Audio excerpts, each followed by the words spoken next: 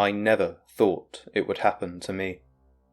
I always heard stories of creepy neighbours and stalkers, but I never thought I would have one myself.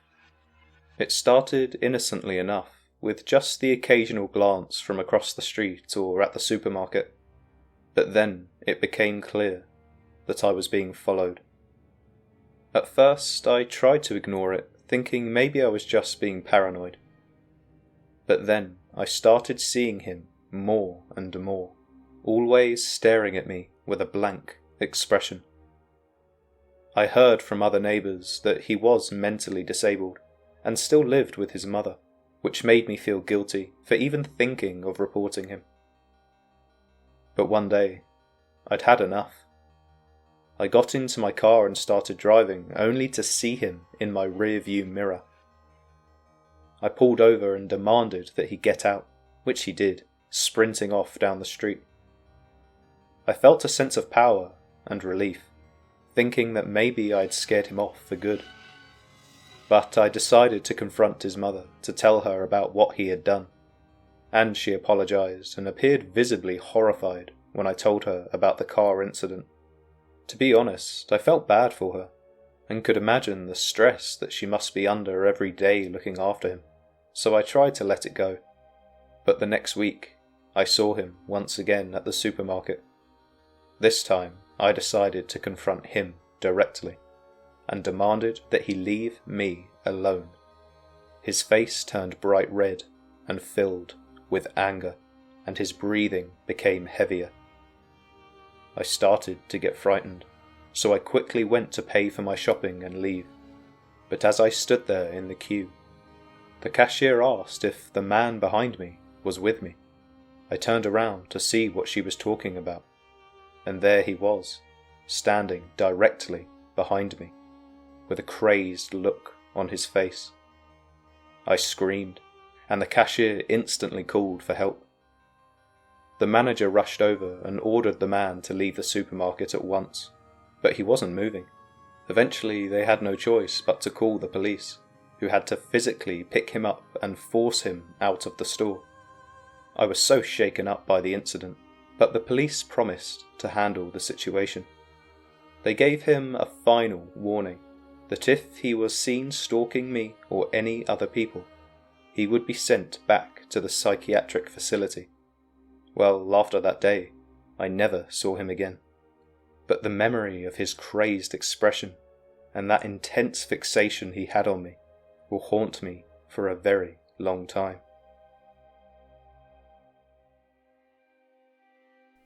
My husband and I had been looking forward to our date night for weeks. We had hired a new babysitter for our 2 children, a sweet girl named Lily, who had come highly recommended by our neighbours.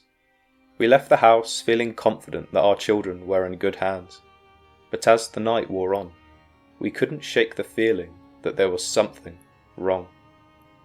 We tried calling Lily several times to check in, but she didn't answer her phone. We assumed she was just busy playing with the kids or maybe putting them to bed. But when we got home, the house was silent, too silent. We called out for Lily and our children, but no one answered. We searched the entire house, but it was empty. Our children's toys were scattered on the floor and the TV was still on, but there was no sign of Lily or our kids. Panic soon set in as we realised that something terrible must have happened. We called the police and they arrived within minutes. They searched the house themselves and the surrounding area, but they couldn't find any trace of Lily or our children. It was as if they had vanished into thin air. The days quickly went by and there was still no sign of our children. The police were stumped, and we were beside ourselves with grief and fear. Then, one night, we heard a knock at the door. It was Lily, looking dishevelled and scared. She told us about how she had taken the children out for ice cream, as they were being very well behaved. But what she said next sent chills down our spines. During the drive, she received a phone call from her ex-boyfriend, who wanted to meet up and apologise for how he behaved during their relationship. So she decided to drive to his house first, as it was on the way. As she approached the house, her ex-boyfriend was on the driveway, waiting for her. Lily got out of the car, but as she got closer to her ex-boyfriend, she noticed that he was holding something. After seeing the look in his eyes, she was instantly overcome with fear, as she now realized the thing he was holding was a gun. She tried to back away, but he demanded that she get inside the house or he'd shoot her. But out of fear for her life and the kids, Lily did as she was told and walked inside. After several hours of talking, she was able to convince her ex that she still loved him and forgave him for what he was doing to her. He had clearly been drinking, and after eventually breaking down into tears, Lily used this as an opportunity to rush out of the house and escape in the car. She had apparently drove for miles and had been hiding out in a hotel just outside of the state border, as she was fearful she might have been followed. After calling the police, she was told to remain in the hotel until they had done a thorough investigation. Well, it wasn't long after Lily's visit that we received a call from the local police stating that they had arrested a man in connection to the case of our missing kids, but they had been found and were in good health. We were so relieved and thanked Lily for her bravery, but although it wasn't her fault necessarily, to this day, we have never let anybody else babysit our children.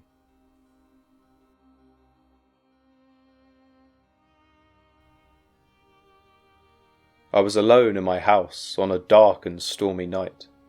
The wind was howling outside and the rain was pounding on the roof. As I usually did, I was watching TV in my living room when suddenly I heard a loud bang coming from my garden. Curiosity got the better of me, so I decided to investigate. I went outside and saw a firework lying on the ground, still smouldering. I looked around and called out, "Hello? Is anyone there?" There was no response. But then I heard the back door slam shut suddenly. I rushed over to the door and tried to open it, but it was already locked. I could feel the panic starting to set in as I realized that someone was in my house. I peered through the window and saw the back of a tall man disappearing into the darkness of my home. I didn't have my phone with me, so I decided to climb over the fence and bang on my neighbour's back door, hoping that someone was home. As I pounded on that door, I noticed that the lights were off and nobody seemed to be home. My heart sank as I realised that I was truly alone and in danger. I started to panic, not knowing what to do. I heard a loud creaking noise coming from my house. I turned around and peered over the fence and saw the back door slowly opening. Fear crept up my spine as I saw the tall man stepping out of the darkness, his face hidden in the shadows. He started to approach me, step by step, his breaths heavy and ragged. I was frozen in fear, unable to move or even scream. Just as he was about to reach me, the sky lit up with a bright flash of lightning. And in that instant, I saw the man's face, twisted in a terrifying snarl. I could see the madness in his eyes and the bloodlust in his expression. I knew that I was about to die in this moment. But then, just as quickly as it had come, the lightning disappeared, leaving behind only darkness and the sound of the storm. When I opened my eyes again, the man was gone, and I was left standing alone in my neighbour's backyard. I never found out who that man was or what he wanted. The memory of that terrifying night stayed with me for the rest of my life, a constant reminder of the dangers that can lurk in the darkness.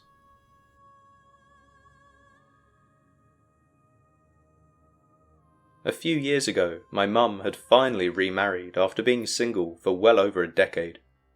I was so happy at first when I heard she was dating someone, but when she told me they were getting married after just 1 month, concern wasn't even the word.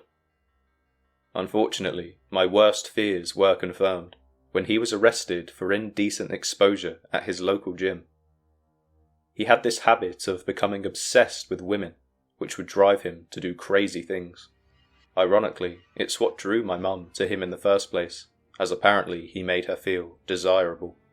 Well, after his arrest, my mum cut him out of her life and immediately filed for divorce. But she was very closed off about giving me too many details. I always assumed this was due to the embarrassment, so I never questioned her, but I did worry if she ever followed through with the divorce. Last year, I started having this uneasy feeling whenever I left the house. I didn't know why, but I always felt like someone was watching me. I never thought too much about it until one particular day when I was walking home from school. It started when I noticed a car following me. I tried to shrug it off, but as I walked faster, I was aware that the car seemed to be right behind me. I turned around to get a better look, but the windows were tinted, and I couldn't see who was inside. But I eventually made it home and tried to forget about the whole thing. But the next day, the same thing happened again, and the day after that. Every time I left the house, the car would be there, following me. I was so scared and didn't know what to do. It wasn't until I saw a picture of my stepdad on the news that I realised who it was that must have been following me. The local news said that he had been released early from prison, and there was an uproar as he had only served around 6 months of his 2-year sentence. This news broadcast had suddenly taken me back to that horrifying moment. I remember when I spoke to him after his arrest and told him what I thought about him. He just stared at me with this creepy grin on his face and muttered those 6 words, "I'll see you real soon, sweetie." I tried to tell my mum about the stalking, but she didn't believe me. She thought I was making it up, that I was just trying to get attention. I considered going to the police, but I was worried they would judge me, just like my mum had. Looking back, I realise now what a huge mistake that really was. So, after a few more days of walking to and from school as usual, I started to notice that the car wasn't there anymore. As this continued, my fears began to fade, and I truly started to think I was just being paranoid before. I mean, there's lots of cars with tinted windows, and what if that guy in the car was just coincidentally travelling at the same time as me? But these thoughts were suddenly quashed when I was walking home from school, and that same suspicious car pulled up beside me. The window rolled down, and I could see my stepdad's face with a crazed look in his eyes, and I knew he was up to no good. I ran as fast as I could, but he chased after me in the car and blocked me up against a wall. He got out the car and sprinted towards me. I still remember that look in his eye as he got closer and closer, and that feeling of helplessness that had washed over me. But then, just as all hope was lost, I saw the familiar lights of a police car up ahead. I screamed, but they didn't see me. Luckily though, this was enough to distract my stepdad for a second, and I used this opportunity to escape. I ran straight to my school as I was too scared to head home, as he knew where I lived. I told the school principal and she called the police for me. Apparently my stepdad had a tag on him, so the police were able to track him immediately. They arrested him on the spot, but of course he tried to convince the police I was lying. Well, thank God they believed me, and after hours of interviewing him, he eventually broke down and confessed. He was sent back to prison the next day, but unfortunately, the story doesn't quite end there, as a few days later I received a strange package in the mail. It was a letter from my stepdad, confessing to everything he had done and apologising for his actions, but the letter also contained a key and an address. I threw the package away and told my mum. Turns out she'd been speaking with my stepdad every day when he was in prison, and promised she'd wait for him. She apologised as she blamed herself for his persistent obsession with our family. I did forgive her, but made her call the divorce lawyer at once, which she did. I've now seen the papers, so I know it's legit. Plus, the lawyer managed to get a restraining order through as well, which gave us a bit more peace of mind. But I dread the day he eventually gets out again, because I'm pretty sure I know exactly where he will go.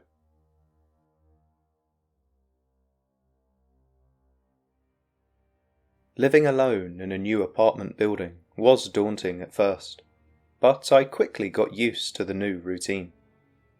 I'd only ever lived with my parents in their suburban house, so this was a very different experience. I would come home, check the mail, and usually find a package or two waiting for me. That is, until the mail started disappearing. At first, I brushed it off as a mix-up with the delivery service, but then a pattern started to emerge.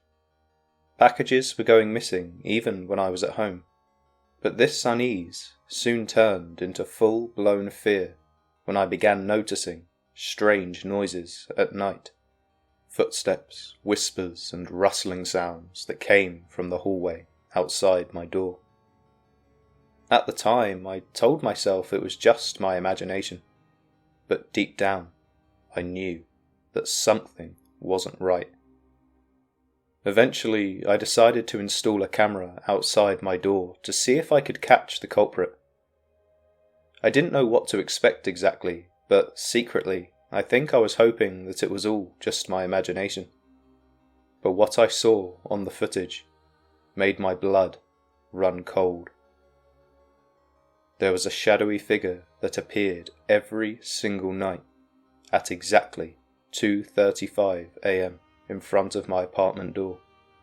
It was never quite close enough to make out a face or identity, but then, one night, I decided to watch the camera footage live to see if it returned, and I was horrified to see that the figure was now closer to my door than it had ever been before. I could see its eyes gleaming in the darkness, staring straight at the camera. It was as if it knew that I was watching. The figure moved closer and closer until it was right outside my door. I held my breath, not daring to move. But then I heard a soft knock. With my heart pounding, I slowly approached my front door and peered through the peephole. It became clear that the figure was actually a rough-looking middle-aged man. He looked like he hadn't bathed in weeks, and his eyes were sunken and deranged. As I stood there staring at him through the peephole, suddenly my phone started ringing. The man noticed the sound, and almost immediately, a sinister grin emerged on his face, displaying his black, decayed teeth. He started scratching at the door, and I almost fainted out of fear. I called the police right away, and begged them to send over a car, as there was a dangerous man outside my door. I wanted to scream at him and tell him to leave, but I was so scared. I could barely speak to the dispatcher on the phone. But after about 5 minutes, I began to hear a faint sound of police sirens in the distance. I checked the door camera again, and he was still there. But now he was sitting on the floor, cross-legged, as if he was just patiently waiting for me to come out. Well, as the sirens became louder, I noticed the red and blue lights emanating through the windows, followed by the slamming of a car door. I then heard muffled speech as if there was a conversation taking place. I checked the live feed from my camera again, and saw the man talking to the police, as if everything was normal, and I was so confused. Seeing that there were now 2 policemen outside my apartment, I built up the courage to open the door and confront this strange man. When I opened the door, he instantly turned his head and stared directly at me with that same big smile, and he started to walk towards me. One of the policemen told him to step back, but he didn't listen as his pace started to increase. The second policeman pulled out a gun and ordered the man a second time to stop, or he would be shot. But this still didn't seem to faze him. The look on this man's face was one of nightmares, and as he got closer, I could feel myself weak at the knees, almost as if I was frozen to the spot. Then, suddenly, the first policeman quickly jumped behind the man and tackled him to the ground, They arrested him that night, due to ignoring their orders, but he was only taken down to the police station where he refused to talk the entire time. Apparently he lived somewhere in the apartment complex, so technically this man had every right to be there, and therefore there was nothing the police could do.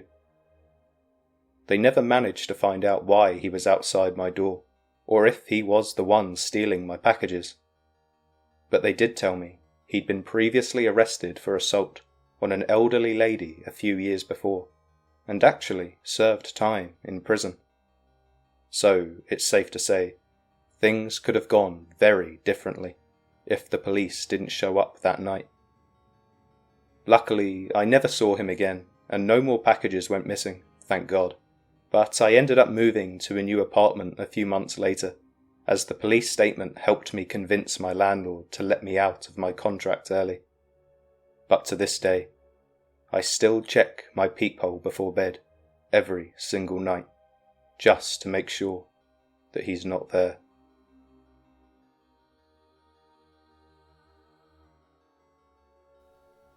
I remember I was on a school trip to France and we had to take a ferry to get there.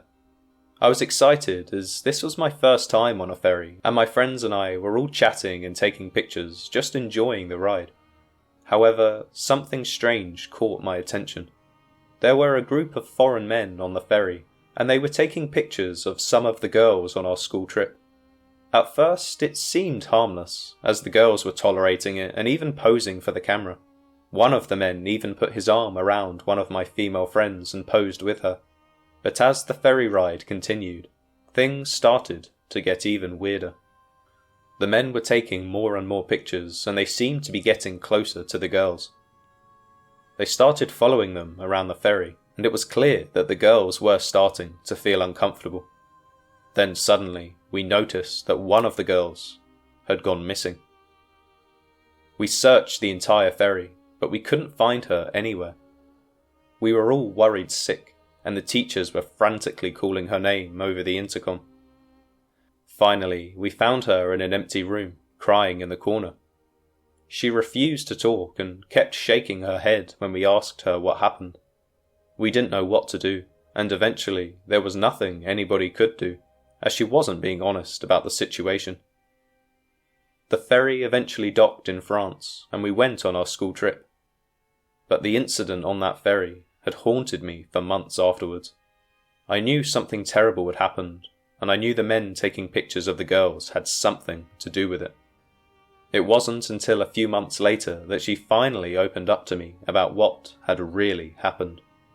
She told me that one of the men had grabbed her and tried to force her into a room on the ferry. He apparently touched her inappropriately and tried to kiss her, but she had managed to break free and run away and hide. She was too scared to tell anyone at the time, as she was ashamed.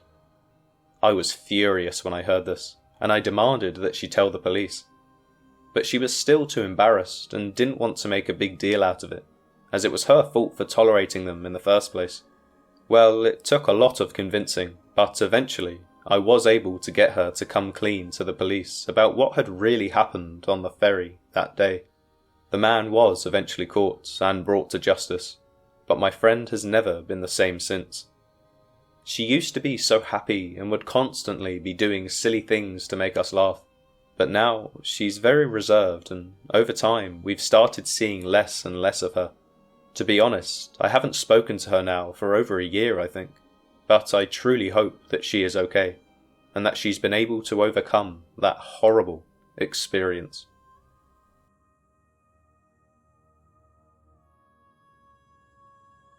I was 16 years old and looking for some extra cash, so when a family in my neighbourhood asked me to babysit their 2 young children, I immediately jumped at the chance. The parents seemed nice enough and the kids were adorable. The night started out like any other babysitting job. I played with the kids, fed them dinner and put them to bed. Then I settled in on the couch to watch some TV and wait for the parents to come home. But as the night wore on, things started to get weird. I heard strange noises coming from outside, like someone was walking around and whispering. At first, I thought it was just the house settling or something. But then, I heard a voice say, "Hurry up and get it over with." I froze. The kids were supposed to be asleep and I was the only other person in the house. I tiptoed upstairs and peeked into their bedrooms. They were both fast asleep, but something felt off. I went back downstairs, but I couldn't shake the feeling that someone else was in that house with me. I tried to ignore it and focus on the TV, but then I heard a knock at the front door. I was scared at first, but eventually I built up the courage to answer the door, but there was no one there. But I noticed laughter coming from the backyard. I closed the front door, walked through the house to the backyard, and saw a group of teenagers standing in the woods behind the house, peering over the fence. I recognized one of them from school, but I didn't know why they were here or what they wanted. They called me over, and I hesitated for a moment before going out into the garden to speak to them. Looking back, I know it was stupid, but I was curious. I thought maybe they had something important to tell me. As I asked them what they wanted, one of them jumped over the fence and sprinted towards the back door of the house. He ran inside and I instinctively chased after him, worrying about the safety of the kids upstairs. I screamed at him, demanding that he leave at once. He grabbed a bottle of whiskey from the kitchen and barged past me, heading back outside. His friends were all cheering and laughing at the same time, as if they'd just pulled off the heist of the century. I cursed at them and shouted that I was going to call the police, but they just ran off, laughing to themselves. As promised, I locked the doors and windows and called the police. They arrived a few minutes later and started searching for the teenagers. The parents came home shortly after that, and I told them what happened. They were shocked, but grateful that I had kept their children safe. They paid me extra money for my trouble, but I was traumatized. I couldn't sleep for weeks after that night, and I was constantly looking over my shoulder. I didn't know who to trust anymore. I only recognized one of the kids behind the fence from my school, but I had no idea who the others were. I confronted the boy that I recognized the next day, but he just denied it, and when I'd turn around, he would snigger to his friends and whisper something. I've only babysat a few times after this experience for a few other family friends, but the way I see it, the extra cash really isn't worth the trouble.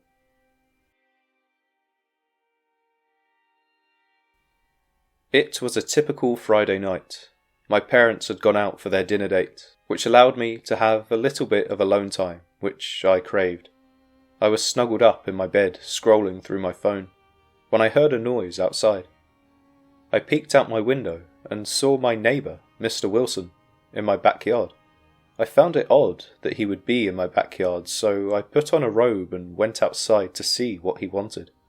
As I approached him, I noticed that he had a strange look on his face.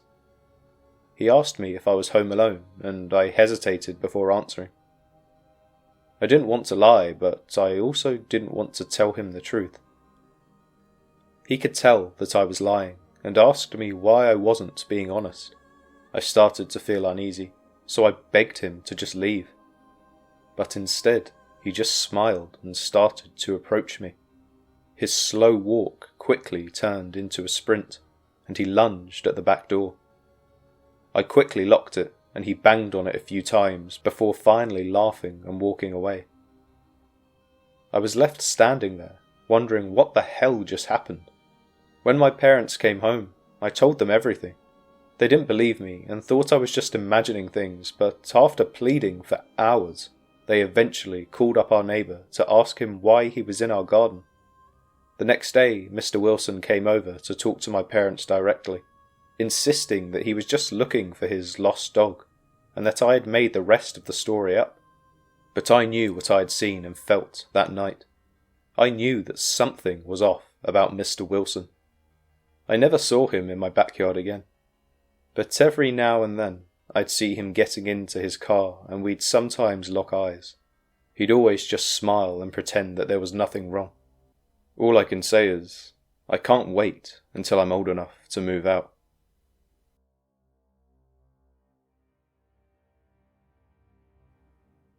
I had just moved to the countryside, to a quiet farm on the outskirts of a small town. My wife and I were so excited to start our new life, away from the hustle and bustle of the city. But little did we know, that our new neighbour, the owner of the farm next door, would turn out to be a very unfortunate presence in our lives. At first, everything seemed fine enough. We had a few animals on our farm, a few cows, some chickens, and a small flock of sheep. But every now and then, we'd find that some of our sheep had wandered onto our neighbour's land. I didn't think too much of it at first. Maybe they were just curious and liked to explore. But then, one day our neighbour came over to our farm to complain. He was a very moody and unfriendly man, and we instantly took a disliking to him. He accused us of letting our sheep wander onto his land on purpose, to eat his crops and destroy his property. I apologised and promised to fix any holes in the fence that might be allowing the sheep to escape. But the complaints just kept on coming, even after I patched up the fence. I couldn't understand why our neighbour seemed so angry about a few sheep, but I tried to be as polite as possible whenever he came around.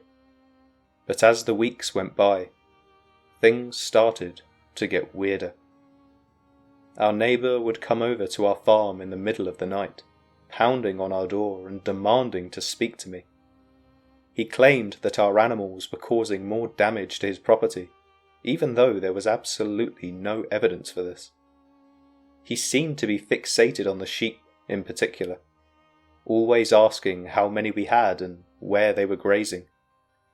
I started to get a really bad feeling about him. He was always scowling and never seemed to smile or show any kind of positive emotion. And then, one morning, I went out to the field to feed the sheep as usual, and found that 5 of them had been slaughtered in the night. I called the police immediately, but there was no evidence to suggest that our neighbour was the one who was responsible. He denied any involvement, of course, and there was no way to prove that he had done it, but I knew in my gut that he was the one who had killed my animals. After that, our neighbour stopped coming around to complain, but I couldn't shake the feeling that he was still watching us, still keeping an eye on our farm. I avoided him as much as possible, but every time I looked out to his farm, I couldn't help but feel a sense of unease. I remember I woke up one night to the sound of sheep bleating. I got out of bed and looked out the window, and I saw something that chilled me to the bone. Our neighbour was standing in the field between our farms, holding one of our sheep by the neck. He was staring right at me, with a twisted smile on his face. I called the police again, but by the time they arrived, our neighbour was already gone and my sheep was back with the rest of the flock. They searched his property, but they didn't find anything incriminating, and so we had no choice but to continue living in fear with a possible psychopath living next door. To this day, I still don't know what his true motives were, or why he was so obsessed with our animals. But I haven't spotted him in our farm since, so I can only hope that the second police call scared him off for good.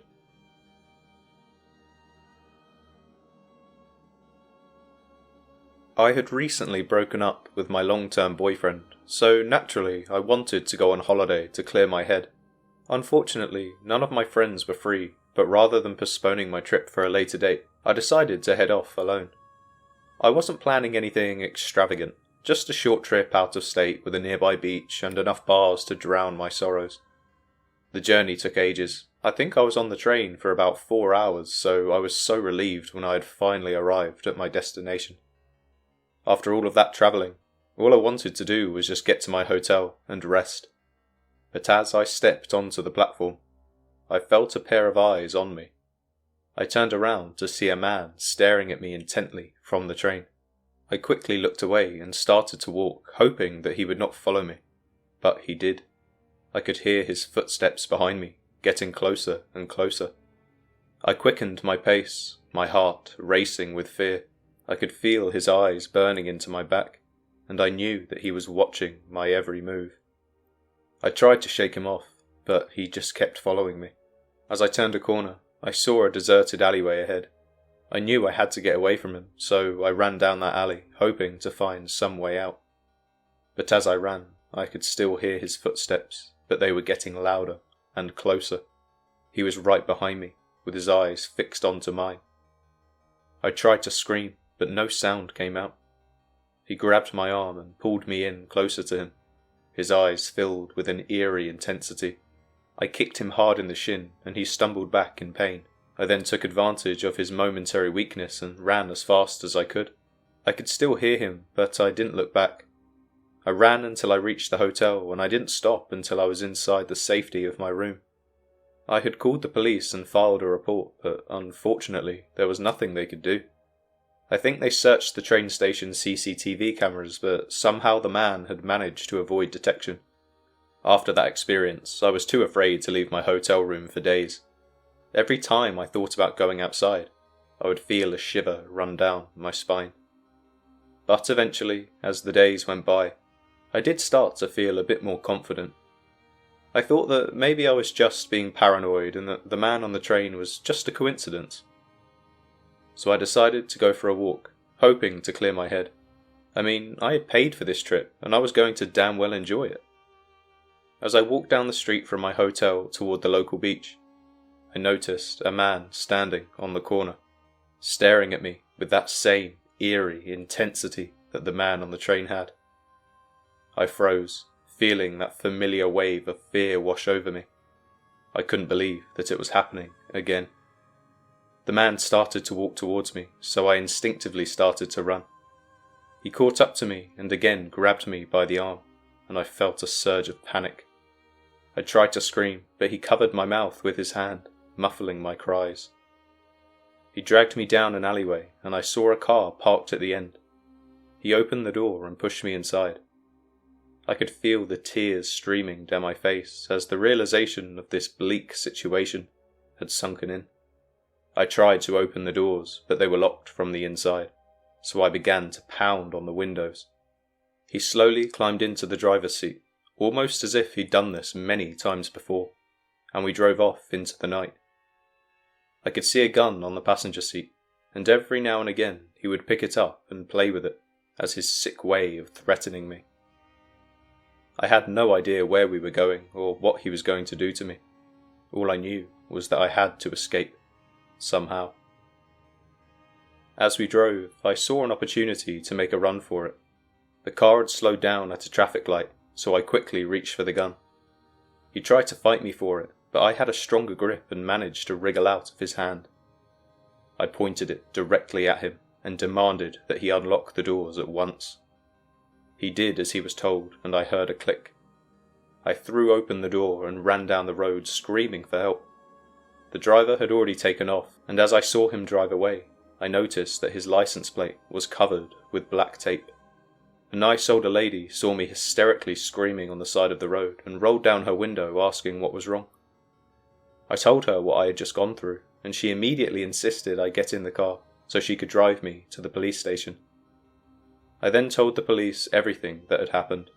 They launched an investigation, and within a few weeks the man was eventually caught. It turned out that he had stalked several other girls over the past few months, where he would capture them and then throw them away after he was done with their bodies. Apparently, further CCTV footage showed the same man had been waiting outside my hotel every day, just waiting for the perfect moment.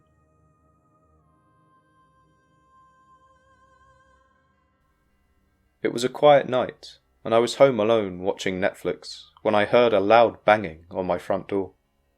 I cautiously approached the door and peered through the peephole. This is when I saw several police officers with their guns drawn, shouting at me to open the door. I was terrified and had no idea what was going on. I opened the door and the officers stormed in, searching my room from top to bottom. They were looking for drugs and kept insisting that they had received a call that this house was a drug den. I tried to tell them that they had the wrong house, but they didn't believe me. They handcuffed me and took me to the police station, where I was questioned for hours. They kept accusing me of being a drug dealer and wanted me to confess. But I had nothing to confess. I'd never even done a drug, let alone dealt one. I was just a regular teenage boy trying to enjoy a quiet night at home. But after hours of interrogation, they finally realised that they had the wrong house. They apologised for the mistake and released me. But even though they were at fault, they treated me like a criminal. They made me feel like I had done something wrong when I hadn't. It was a terrifying experience, one that left me traumatised for years. Every time I hear a loud noise or see a police car, I have flashbacks of that night. I can never seem to shake the feeling of being falsely accused, and it really has made me lose faith in the justice system. I guess I was let off in the end, but I felt like it very easily could have gone the other way. It really does seem that even if you're innocent in some cases, the system can still make you feel like a criminal, and that is the scariest thing of all.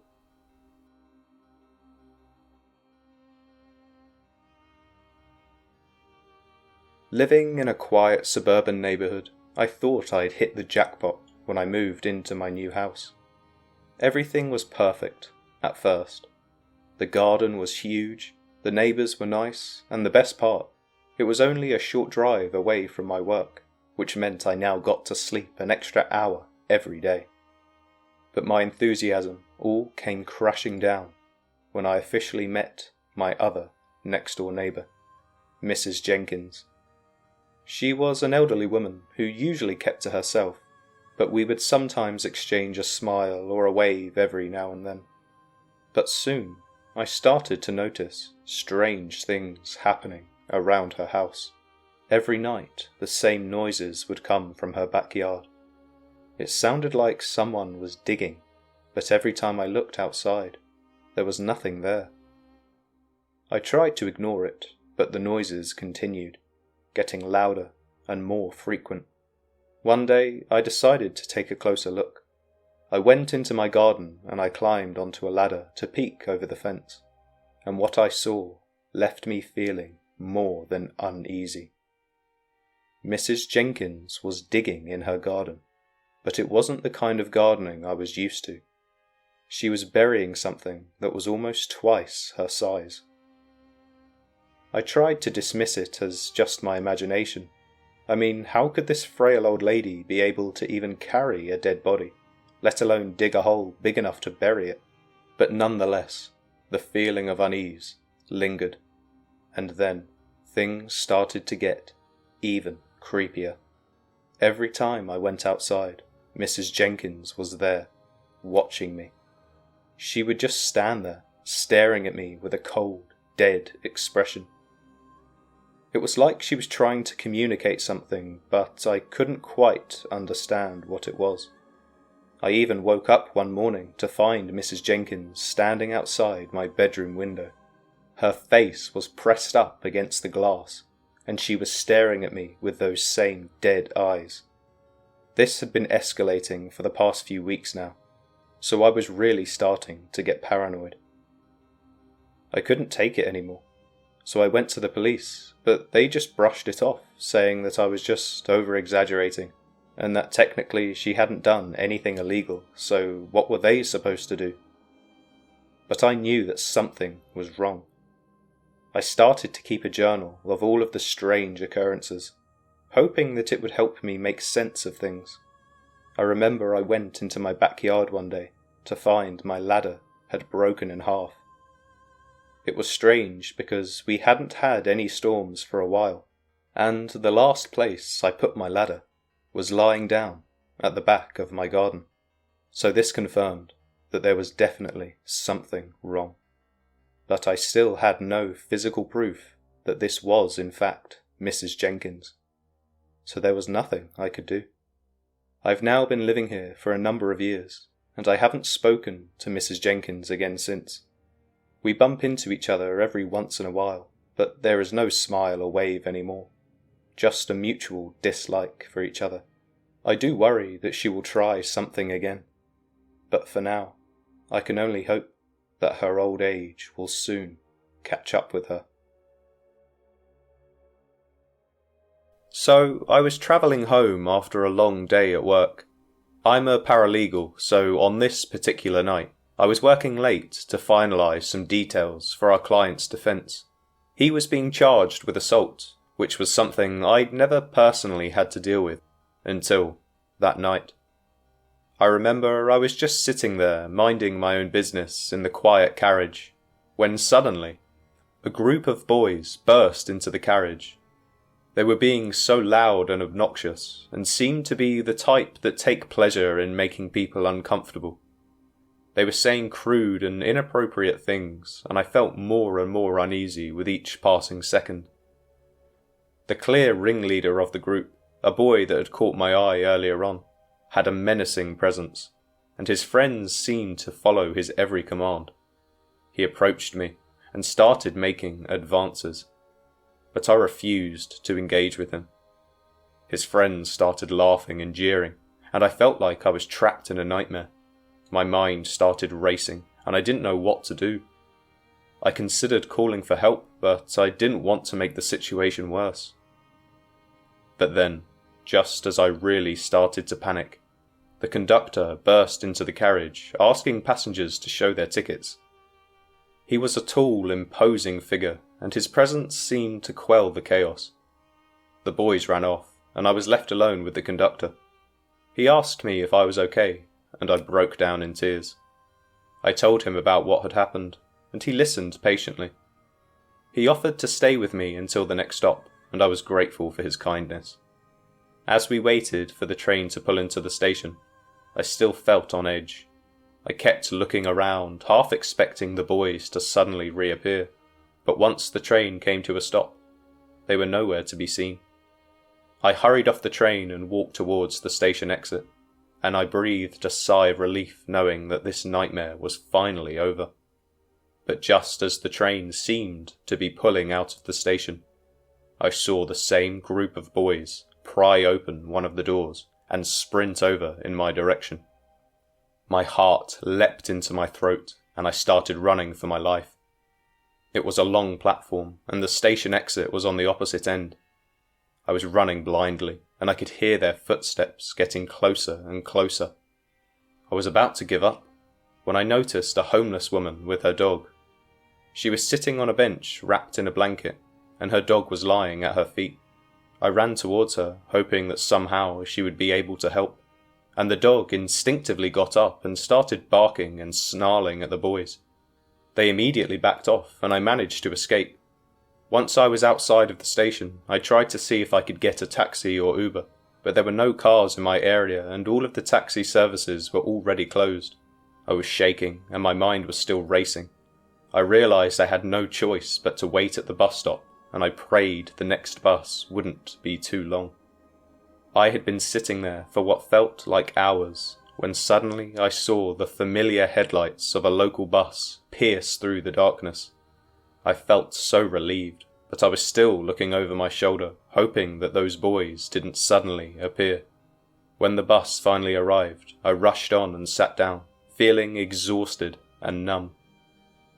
I was almost holding my breath as I watched the bus doors intently, hoping that nobody else got on. And to my luck, the bus doors closed and it began to move away from the bus stop. Honestly, I've never felt so relieved in my life. Since that day, I've refused to work that late ever again.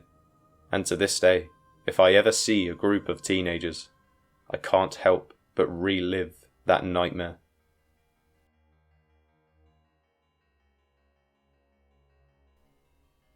It was the middle of summer, and my parents were going out for their anniversary dinner.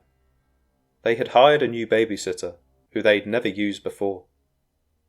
As they were getting ready to leave, my mum gave me a reassuring hug and said, "Don't worry, sweetie, the babysitter will take good care of you." But something about the woman made me feel uneasy. After my parents left, we played some board games and the babysitter read me a bedtime story. But when it was time for me to go to sleep, I couldn't shake the feeling that something was wrong. I heard a strange noise coming from outside my window, so I got up to investigate. As I peeked through the blinds, I saw a figure lurking in the shadows. It was too dark to make out who it was, but I could tell that they were watching me. I quickly ran back to my bed and hid under the covers. But then I heard footsteps coming up the stairs. I thought it might be the babysitter checking up on me, but when I looked up, I saw that it wasn't her. Their face was obscured by a hood, and I couldn't see who it was, but my heart was racing. I tried to scream for help, but no sound came out of my mouth. I closed my eyes, too terrified to move, but then suddenly, out of nowhere, it vanished into thin air.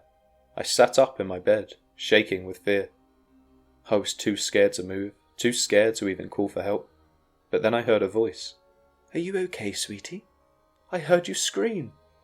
I was so relieved to hear her voice that I jumped out of bed and ran over to her. But then I saw something that made me freeze in terror. I could see that her eyes were glowing and her face was twisted into a sinister grin. She grabbed me by my arm and dragged me towards the window. "Come with me," she hissed. "I have something to show you." I tried to resist, but she was too strong. She pulled me out the window and onto the roof. From there, I could see the entire town, shrouded in darkness, but then I heard a voice calling out my name. It was my dad, and he was home early. The babysitter looked startled and dropped me back into my room. She then ran down the stairs to speak to my dad. I was still too scared to move, but I could hear them arguing. I think my dad was demanding to know what was going on, and she was trying to explain herself. But eventually, the babysitter quickly packed up her things and left, and I never saw her again. The next morning, my dad told me that the babysitter had been fired, and that upon inspection, she had a criminal record for breaking and entering. He also said that she had been involved in a cult, and my parents believed that she was trying to recruit me. I couldn't believe what I was being told. A cult? At this time, I'd only seen them in movies, and I didn't realise that they were real things. My dad told me a few years later that she was actually arrested for a drug offence and had been in prison for several years now. But either way, that night will always stick with me, and to this day, I still struggle with being left alone in the house. Thank you for watching, and if you prefer the longer format videos, please let me know in the comments down below, and make sure to subscribe for more scary stories.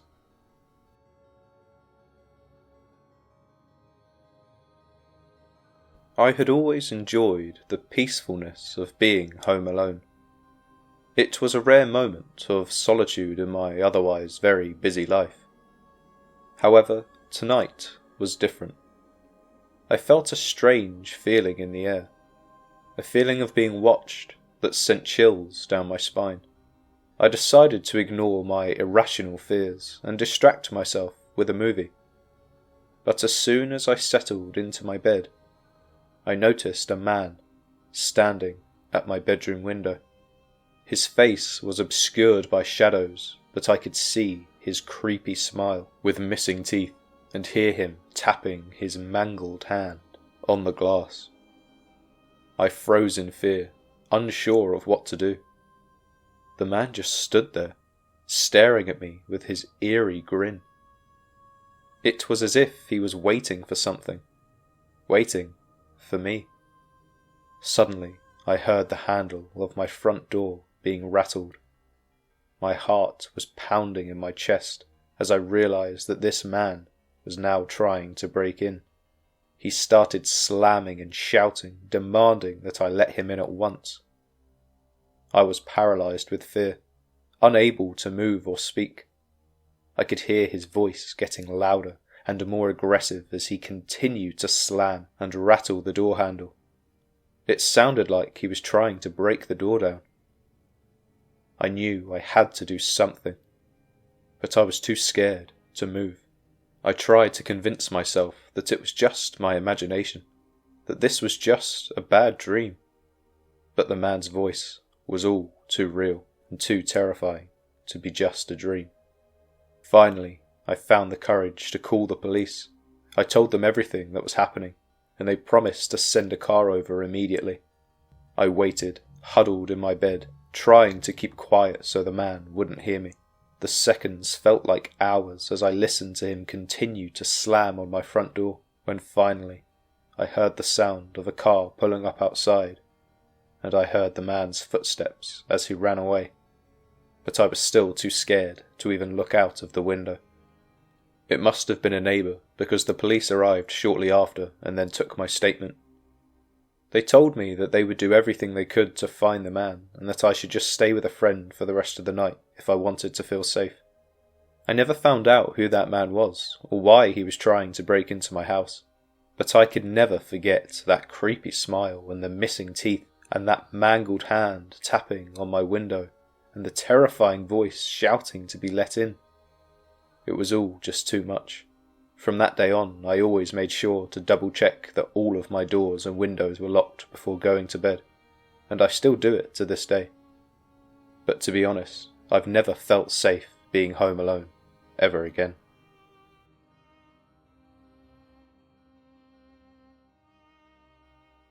When the new couple moved in down the street, I couldn't help but notice how strange they were. They never waved back when I said hello, and they always seemed to be up late at night. There was a strange energy emanating from their house that made everybody down the street feel uneasy. At first, I thought maybe they were just night owls, or perhaps they worked really odd hours.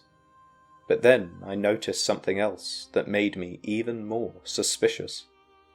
Every night around 3 a.m, they would come out of their house and dump their trash into the bins outside. It was an odd time to be taking out the garbage, and I couldn't help but wonder what they were doing up so late. The more I observed them, the more I realized how little I actually knew about them. They never had any visitors, and they never left the house during the day. And yet there was always a light on somewhere inside, no matter what time of day or night it was. One day I decided to confront them. I went over to their house and rang the doorbell, but no one answered. I could hear movement inside, but they didn't come to the door. It was as if they were purposely avoiding me. That's when I started to get really worried. What kind of people were they, and what were they doing in that house? The more I thought about it, the more my mind started to race with possibilities. I decided to stay up late and watch their house. I wanted to see if I could catch a glimpse of what they were up to. As I watched from across the street, I noticed something strange. Their windows were all covered with blackout curtains, so I couldn't see inside.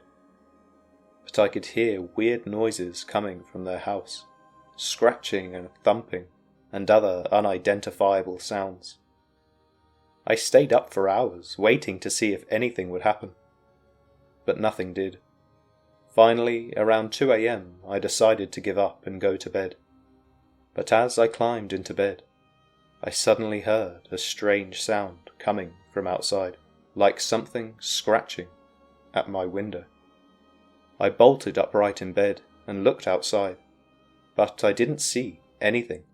I tried to shake off the feeling of unease that had settled over me, but it was no use. The strange behaviour of my neighbours had clearly gotten under my skin. In the end, they only lived here for less than a year before they eventually moved away. I never found out what they were doing, but I spoke to the other neighbours and nobody is really sure. Some say they were involved in human trafficking or drug dealing, but it could just be that they were an odd couple that liked their privacy. But who knows what they were really up to. Either way, I certainly feel a lot safer now, knowing they're no longer living in my neighbourhood.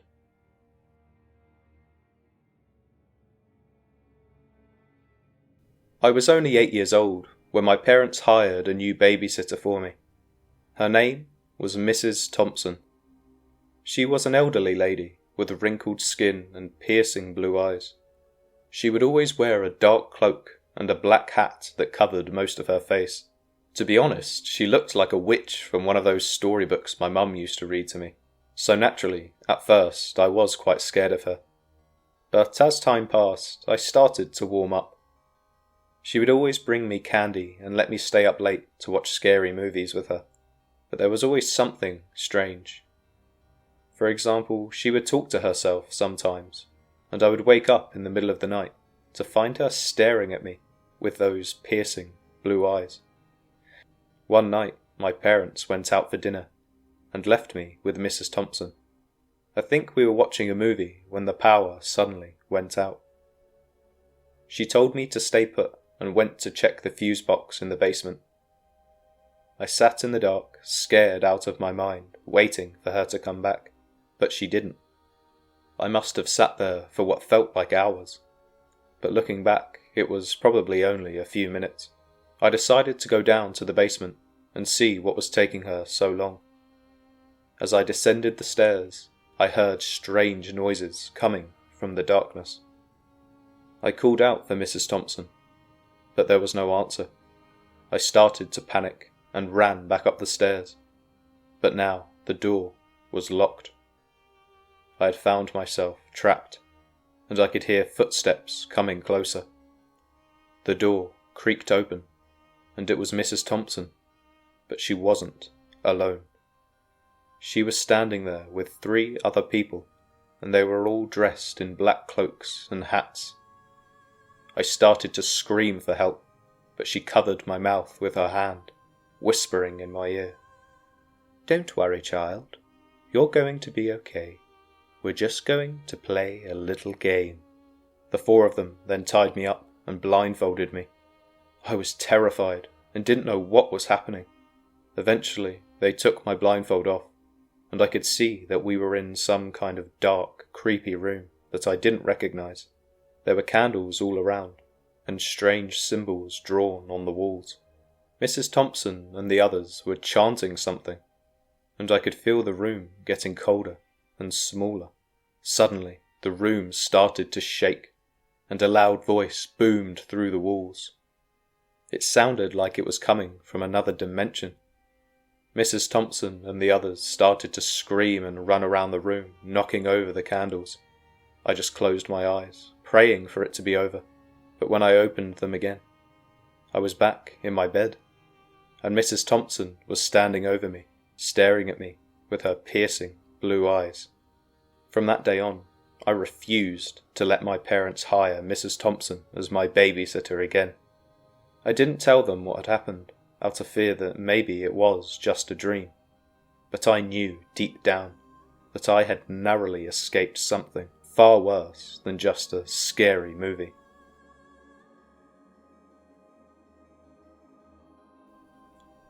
I never thought much about being home alone until that night.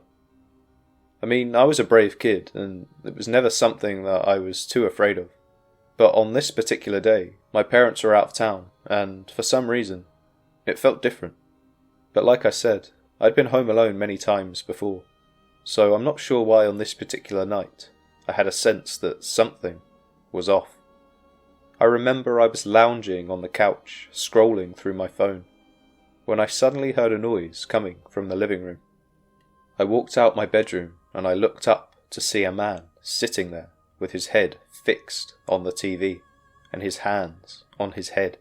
He was rocking back and forth and talking to himself, completely absorbed in his own world.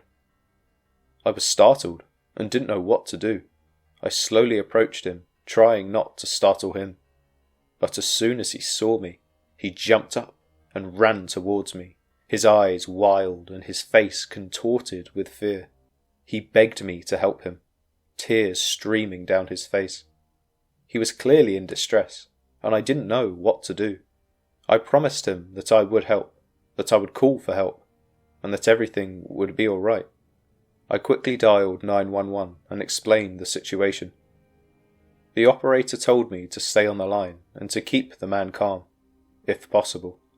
I talked to him, trying to distract him from his fear and anxiety, but he just kept repeating the same thing over and over again, saying that he was being followed and that they were after him.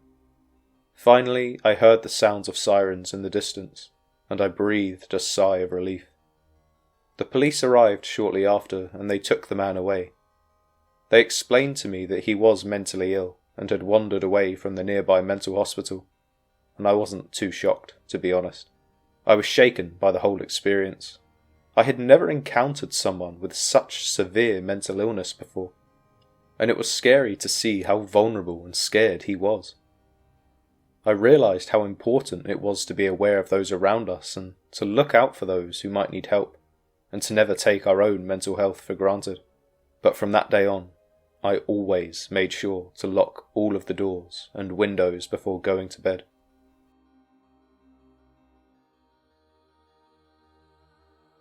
I stumbled on to the subway train, still feeling a little wobbly from the big night of drinking with my friends.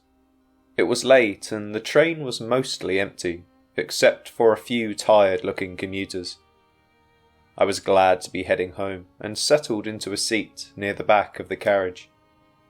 But as the train started moving, something felt slightly off. The lights flickered and for a moment the carriage was plunged into darkness. When the lights came back on, I caught a glimpse of something outside the window. It appeared to have long, spindly arms and a pale face which was pressed firmly up against the glass. I tried to shake off the feeling of unease and told myself it was just my drunken mind playing tricks on me. But then I felt the train suddenly speed up, and it was as if I was on a roller coaster. I gripped the edge of my seat, feeling a sense of mounting dread. That's when I saw them. Multiple figures appearing in the darkness outside the carriage. They just looked like people with tattered clothing and faces twisted in agony. They were all pressed up against the windows, with their hands clawing at the glass, as if trying to get in. I called out for help, but no one answered. The other passengers seemed oblivious to what was happening, lost in their own worlds. I was all alone. As the train hurtled forward, I started to feel like I was suffocating. The air was thick and I could barely breathe. And that's when I saw it. A black figure creeping towards me from the other side of the carriage. I wanted to run, to escape the terror that was closing in around me, but my body felt heavy and unresponsive, as if I was stuck in a nightmare. The figure drew closer, and I felt like I was going to be consumed by the darkness. I closed my eyes, bracing myself for my brutal end. But when I opened them up again, I was no longer on the train. Instead, I was lying on a bench in the subway station. A homeless man was standing over me, knocking my head with a plastic cup and asking for spare change. I fumbled in my pockets, giving him all the change I had, and then I scrambled to my feet and rushed off, trying to make sense of what had just happened. It felt like a dream, but the memory of those ghostly figures was burned into my mind. Even now, as I sit in the safety of my apartment, I can't shake the feeling that what I experienced was all too real. Now, this isn't the first time that somebody has had a paranormal experience on the New York subway, and I'm sure it won't be the last. But next time I go out drinking, I think I will probably just get an Uber.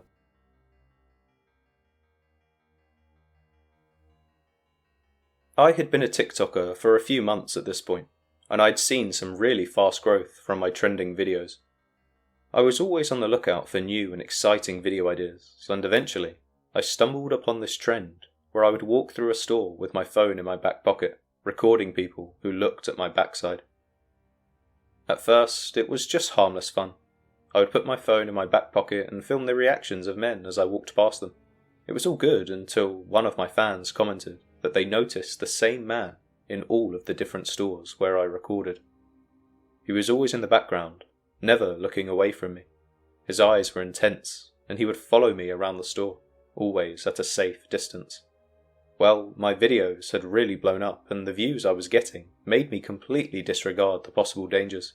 In fact, the controversy actually gave my videos more attention, which in turn grew my following even more. I continued with my videos, but I started going to different stores in the hopes he wouldn't be there. But as the days went by, his presence became impossible to ignore. It was as if he was watching my every move, and I began to feel uneasy and nervous, always checking my surroundings to see if he was there. I didn't know what to do. I felt like I was being watched every minute of the day. I couldn't shake off the feeling that he was around me, waiting for the right moment.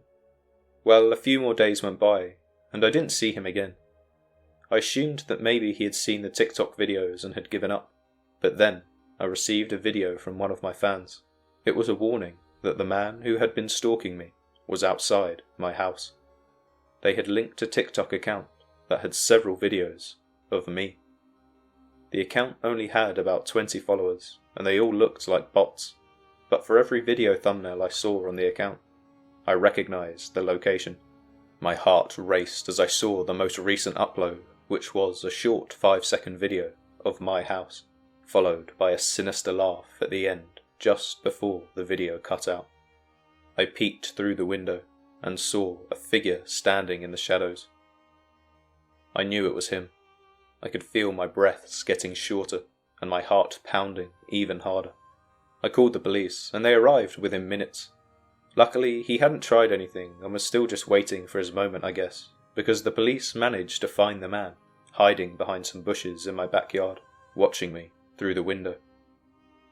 I was terrified when I found out. He had clearly been getting closer to breaking in. The police arrested him, and I later found out that he had been stalking me for weeks. He had been following me everywhere, not just the stores. I deleted my account after this experience. I was too petrified to continue creating the same content, and I was fearful that someone else might take his place.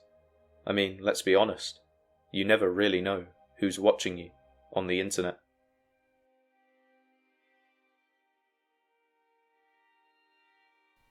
I was the new babysitter for a wealthy family in the suburbs. The parents were always going out on the weekends, leaving me to take care of their 2 young children. At first, it was an easy job. The kids were well behaved and the house was quiet. But as time passed, strange things started happening. One night, I was putting the kids to bed when I heard a noise coming from upstairs. It sounded like someone was walking around. I assumed it was just the parents coming home early, but when I checked the front door, it was locked. I went back upstairs and checked on the kids, but they were sound asleep, but the noise continued. So I decided to investigate further. I followed the sound to the attic, but as soon as I opened the door, the noise stopped. Everything had become completely silent. I turned on the light and looked around, but there was nothing there, just old furniture and boxes. So I shrugged it off and went back downstairs. But that was just the beginning. The next week, I was watching TV with the kids when I heard a knock at the door. I went to answer it, but when I opened the door, no one was there. I looked around, but there was no one on the street either. I thought it was strange, but I didn't think too much of it. Later that night, the kids were sound asleep when I heard a noise coming from their room. I went to check on them, but when I opened the door, I saw a shadowy figure standing over their bed. I screamed and turned on the lights, but to my surprise, there was no one there. I tried to call the parents, but their phone was off. I was alone with the kids, and I had no idea what was happening. The next day, I decided to do some research on the house, and I found out that apparently the previous owners had died in a fire. Now, I didn't believe in ghosts, but the strange occurrences were starting to make me question these beliefs.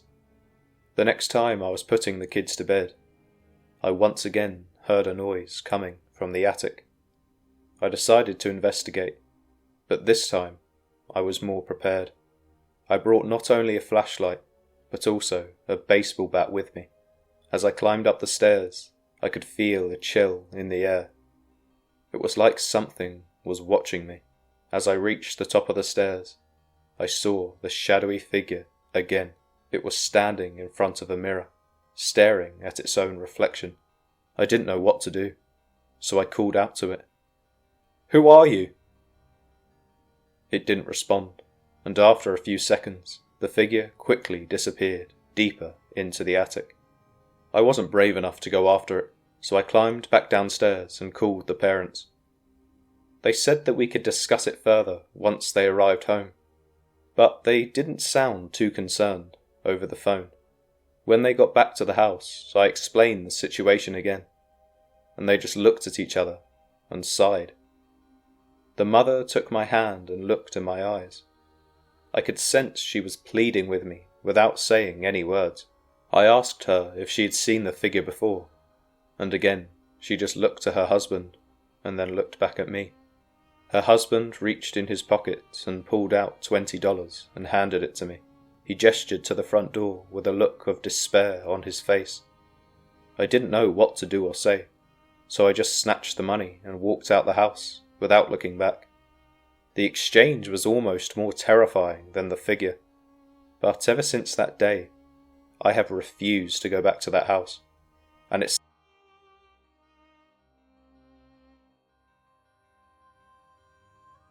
It was a typical Monday evening in London.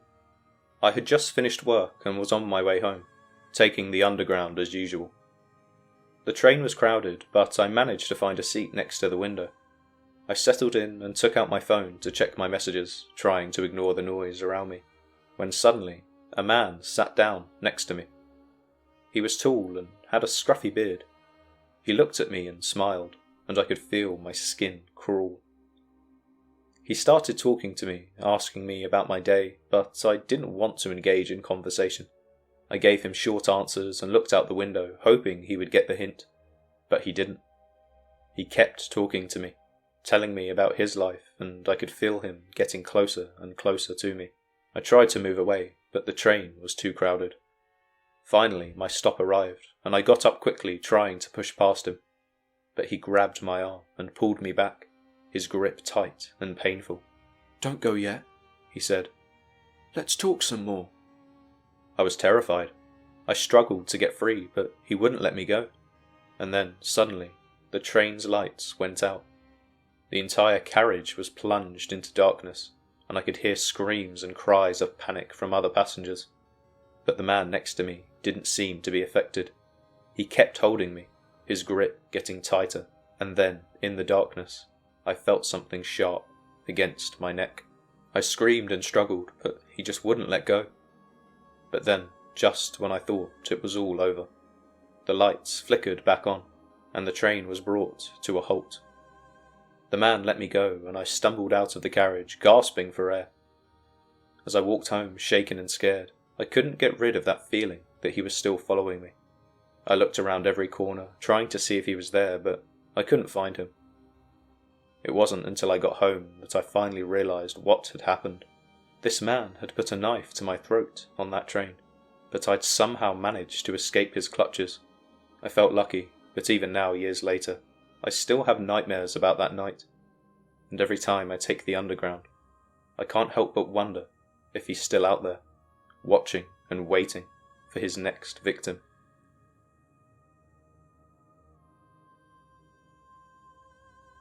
We had just moved to a new town and found a lovely home to rent.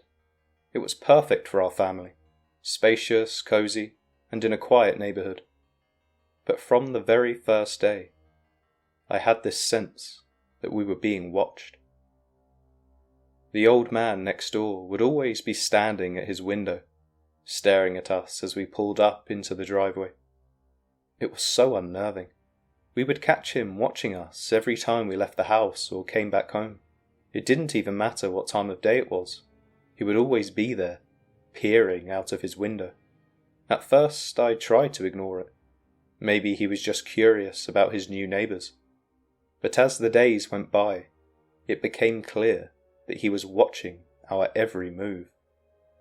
Whenever we were outside, he would stand by his window and glare. It was creepy and made me feel so uncomfortable. I decided to talk to him and ask if everything was okay, but he just stared blankly at me and closed his door without saying a word. It was as if he didn't want to be bothered, and that he found pleasure in silently watching us. Even my kids began to feel scared and wouldn't want to play outside, knowing he was always there. We started to feel like prisoners in our own home, never able to relax or be comfortable. One night I couldn't take it anymore. I looked outside and there he was again, standing in the dark. Eventually we decided that we needed to move. We were all just so uncomfortable, and of course there was nothing we can do, as all he was doing was watching us. And as far as I'm aware, that's not a criminal offence. We couldn't just continue living our lives constantly looking over our shoulders, wondering if he was there. It was such an unsettling feeling, and one that we couldn't shake. We moved out the following week, and I never saw him again. I don't know if he was truly dangerous or just an old man with too much time on his hands, but I'm just so glad that we no longer live in that house.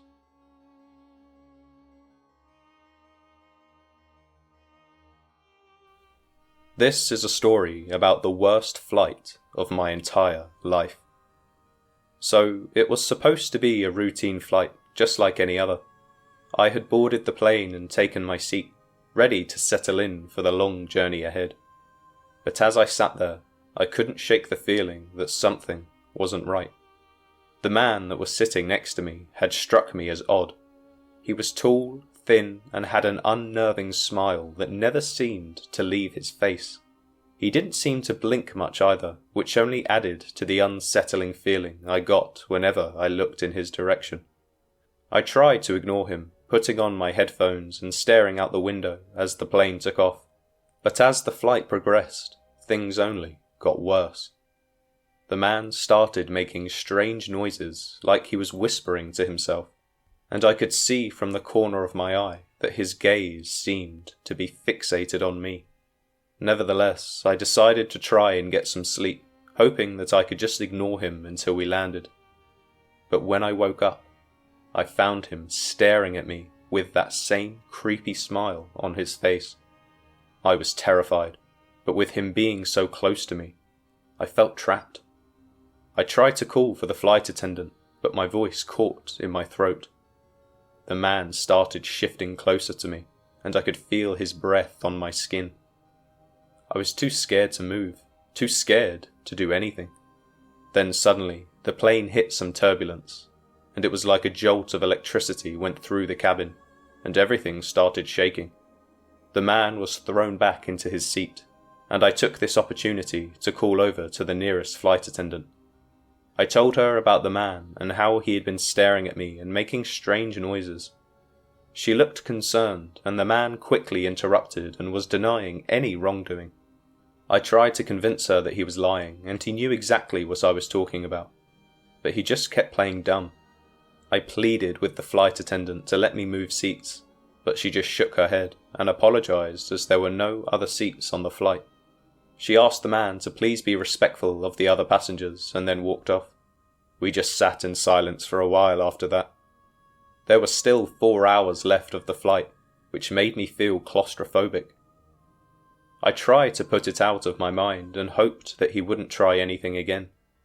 But after about 30 minutes of silence, I could feel his breath on my neck again. I turned my head expecting the worst, but then I saw that his eyes were closed and his head was leaning to one side. At first I was relieved to see that he was asleep, but I still couldn't shake the feeling that I wasn't quite out of the woods yet. I mean, we had over 3 hours left of this flight, and it was only a matter of time before he was awake again. I decided to start a crossword puzzle to pass the time, and this kept me busy for a little while, until I suddenly heard a deep voice and warm breath penetrating my eardrum. "Newspaper." I was in shock, and impulsively shouted, "What?" 14 across, 9 letters. It's newspaper." His mouth was still uncomfortably close to my ear, and I backed away. Can you move away from me, please?" He just stared at me again, but this time there was no smile. He looked angry, like he was about to hit me or something. "I was only trying to help, you moody bitch." At this point, the couple sitting behind me jumped in to my defence. "Oi, don't you call her that!" They then proceeded to shout for a flight attendant, who rushed over. This time the couple explained that this man had been harassing me all flight, and that he needed to be moved. Again, the flight attendant apologised and repeated the same line about how there were no other seats. But then, to my surprise, the guy sitting behind me offered to swap seats. The flight attendant agreed and asked for the man beside me to move out of his seat. He refused at first. "Why do I have to move? If she wants to move, she can." The flight attendant explained that he needed to move to let me out, but he continued to argue back. Eventually, a few of the other passengers had caught wind of the discussion, and they also came to my defence, demanding that he just move already. The atmosphere in the plane had turned sour, and you could feel the intensity rise, and then abruptly, the man jolted out of his seat and shouted at me to hurry up and move.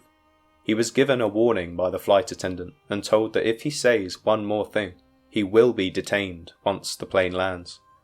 He tried to talk back at first, but once he realised how serious she was, he eventually agreed to keep his mouth shut. I breathed a sigh of relief, grateful to be rid of him. But as the intensity of the situation started to fall, things suddenly got very real, very fast, as the plane started to shake and rattle, and a strange noise began erupting from the engine. Just when I thought things couldn't get any worse, the plane suddenly dropped. It felt like we were free-falling. People were screaming, and I genuinely felt like I was going to die. The air masks dropped down and the emergency lights came on, but after about 10 seconds of seriously believing that my life was about to end, the plane started levelling out, and the captain's voice came over the intercom. He apologised for the turbulence and told us that everything was going to be okay. We eventually landed safely, and I got off that plane as quickly as I could. I never saw that man again. But to be honest, I was just grateful to be alive.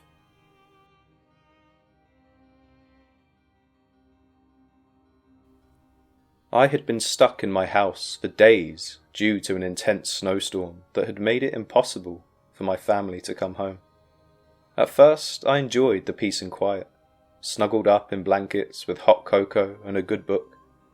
But as the nights wore on, a growing sense of unease settled into the pit of my stomach.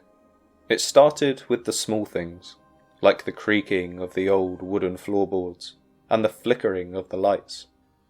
But soon, I began to hear strange noises in the middle of the night, scratching and tapping on the windows, as if someone, or something, was trying to get inside. I tried to brush it off, telling myself it was just the wind or an overactive imagination. But the fear wouldn't go away, and then one night, as I was lying in bed, I heard a low, guttural growl coming from somewhere in the house. I froze, heart pounding in my chest as the growl grew louder and closer. I couldn't see anything in the darkness, but I could feel a presence looming over me, watching me with malevolent intent. I tried to scream, but my voice caught in my throat as a cold, bony hand wrapped around my ankle, dragging me out of bed and towards the open window. I fought and kicked, but the grip on my ankle only tightened, pulling me closer and closer to the edge. But just when I thought it was all over, a bright light flooded the room, revealing my parents standing in the doorway, with concerned looks on their faces. The hand released its grip, and I collapsed on the floor, gasping for air. My parents explained that they had finally been able to make it home and had seen strange footprints leading up to the house. They had found the window open and had rushed inside to make sure I was okay. I don't know what would have happened if they hadn't come home when they did, but I never want to be alone in that house again. Something evil had been lurking in the shadows, and I just knew it was waiting for another chance to strike.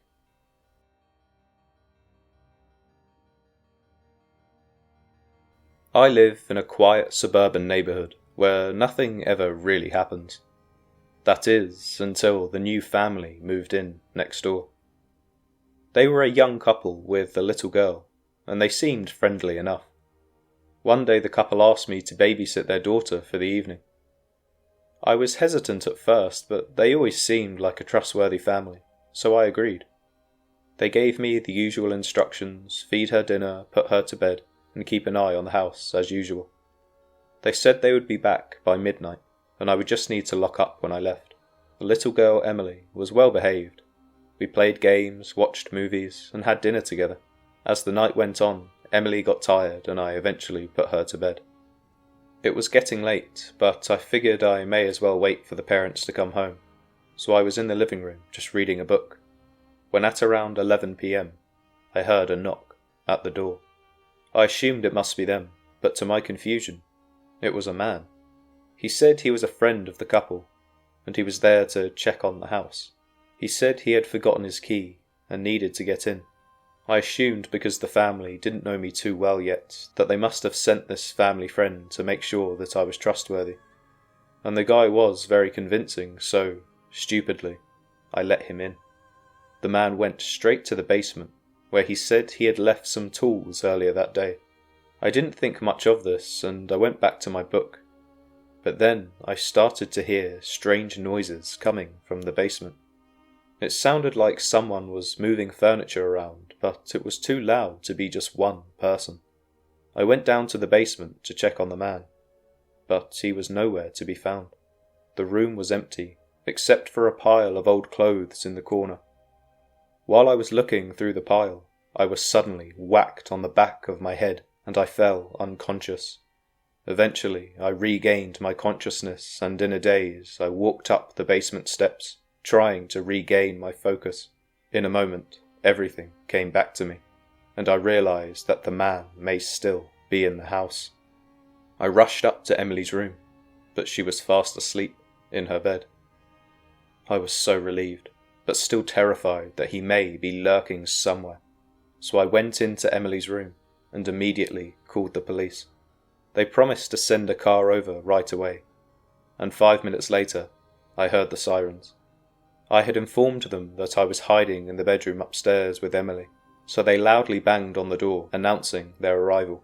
The front door was unlocked, so they swiftly entered, guns drawn, and searched the entire house head to toe. They later confirmed that there was nobody there. However, the downstairs rooms were an absolute mess, and it was clear that a robbery had taken place. A report was filed, but I'm not sure they ever found the suspect. To be honest, it was my fault for letting him in the first place, so I was riddled with guilt for a while, but luckily the family did forgive me, and we're still friends to this day. But nevertheless, I would never babysit for them, or anybody else, again.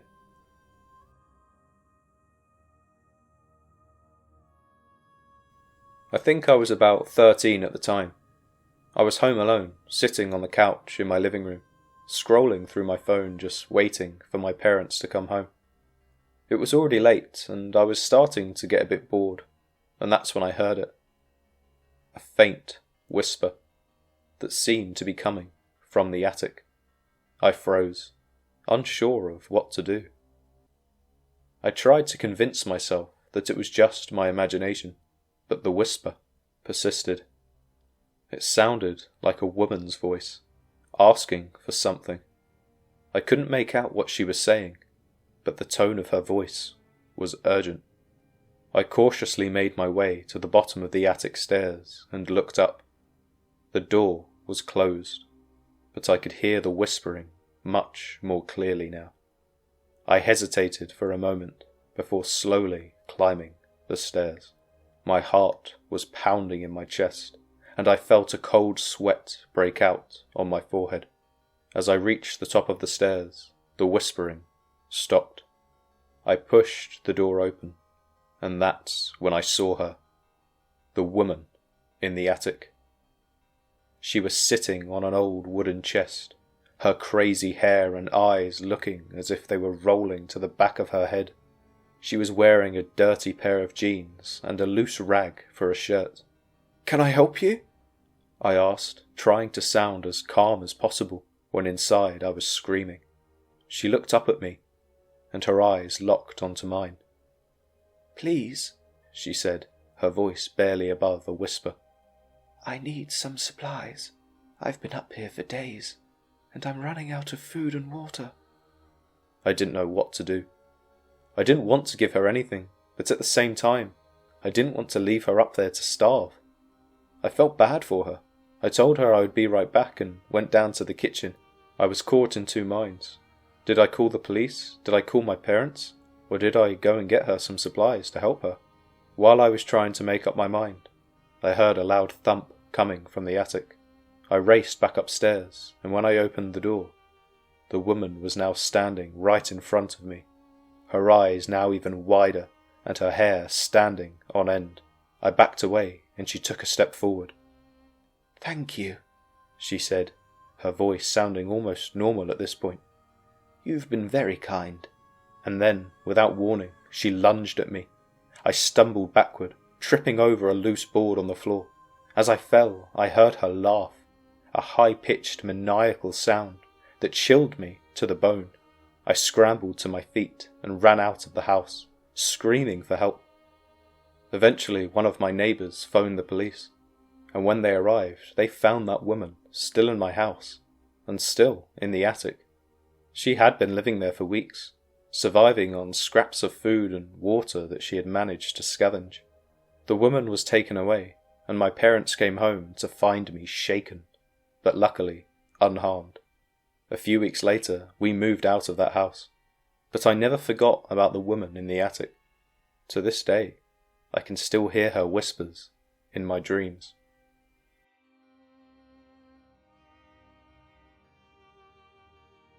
I was home alone for the first time in ages, and while I was quite excited at first, as night fell, a creeping sense of unease began to take over. The house was completely silent, except for the occasional creak or groan, and the darkness seemed to swallow everything around me. I decided to watch some TV to take my mind off things, but as I sat there, I couldn't shake the feeling that someone was watching me.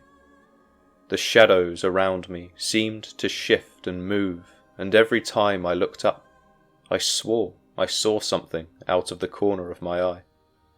I tried to ignore it and focus on the TV, but then I heard a shuffling sound coming from the back of the house. It was soft at first, but it quickly grew louder and more distinct. My heart began to race as I realized that someone was in my house. I reached for my phone to call the police, but my hands were shaking so badly that I accidentally dropped it. I was about to get up and run for the back door when I realized, to my horror, that I had left it unlocked. I could feel the cold sweat starting to form on my forehead as I tiptoed towards the door, my hand reaching for the lock. But just as I was about to turn it, I heard a loud crash coming from the living room. I froze, not knowing what to do next. Then, out of the corner of my eye, I saw a shadowy figure dart across the room.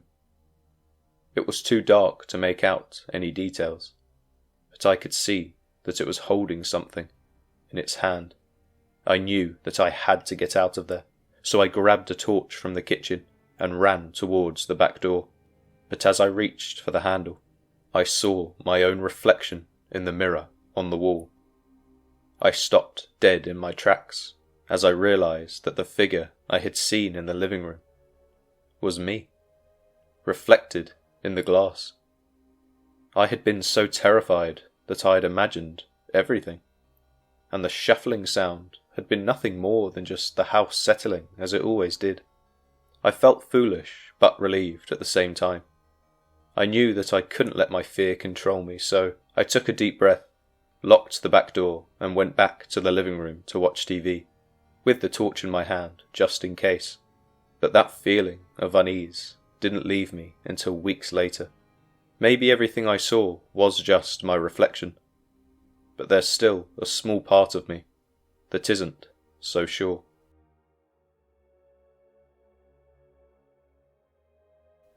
It was my first time babysitting for the Thomas family. The parents, Alex and Sarah, had two young children, Emma and Jack. and they needed someone to watch them for the night while they attended a work event. I arrived at their house around 6 p.m, just as the sun was starting to set.